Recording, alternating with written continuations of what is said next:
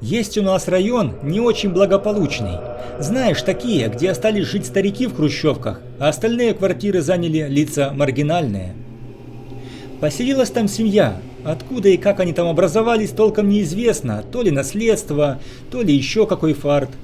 Семья из 3 человек. Мать, отец, сын. Сыну лет 7-8. Родители из семейства бухарей. Сын голодранец, сам по себе всегда бегал. Но с соседями вел себя вежливо, здоровался, помогал бабулям сумки донести до квартиры. Несколько раз нам поступали жалобы на шум, скандалы, громкую музыку из их квартиры. Мы приезжали, предупреждали, но что дальше? Обычно ограничивалось предупреждением, в крайнем случае небольшим штрафом. Однажды позвонила нам бабуля, соседка по лестничной площадке этой маргинальной семьи. Ее квартира ограничила напрямую с их. Сказала, что 2-й день подряд слышит у себя в комнате со стороны их квартиры планомерный стук, практически без перерыва. Вы знаете бабуль, которые ко всему придираются. Однако мы отреагировали, поехали проверить, что случилось, предвкушая очередной выговор за плохое поведение. Приехав на место, мы позвонили в квартиру. Нам никто не открыл. Долго стучали, соседка бабуля к нам присоединилась. Она нас позвала в свою квартиру послушать, что звук действительно есть. Мы для порядка зашли и действительно слышали этот стук. Планомерно, четко и громко. Тук, тук, тук. Однако вернулись на лестничную площадку и продолжили стучать в квартиру к соседям. Но потом одному из наших сотрудников пришло в голову просто дернуть ручку двери. Она поддалась.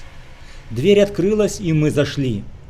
В нос ударил отвратительный запах гниения. Его сразу можно распознать, тем более, если сталкиваешься с таким не в первый раз.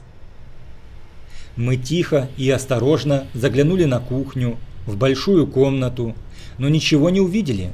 Двинулись дальше и открыли дверь в ванную комнату. Там тоже было чисто. Но затем мы двинулись к комнате, которая примыкала стеной к квартире соседки бабули.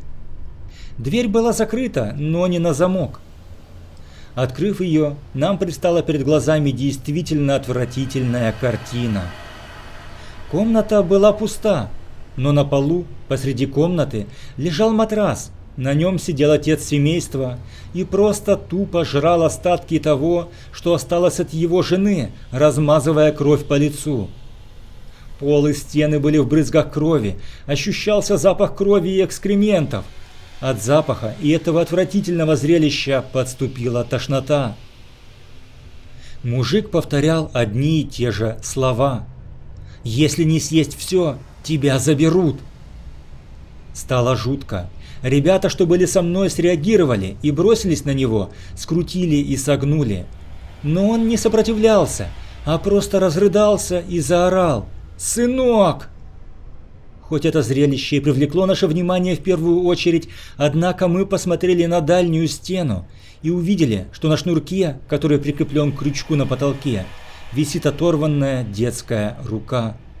Она раскачивается и ударяется о стену костяшками, издавая планомерный стук. Мужика забрали.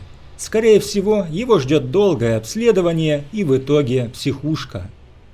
Он не говорил, молчал как рыба. Никакой информации мы не получили, но самое главное, что он был трезвым.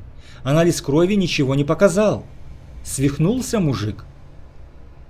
После обыска в квартире мы нашли в сливе раковины в ванной ногтевые пластины, которые принадлежали женщине. А сына, его тела, его следов, кроме руки, подвешенной к потолку, мы так и не нашли, как ни старались. Дело закрыли со временем, списав все на мужика, который якобы прикончил свою семью.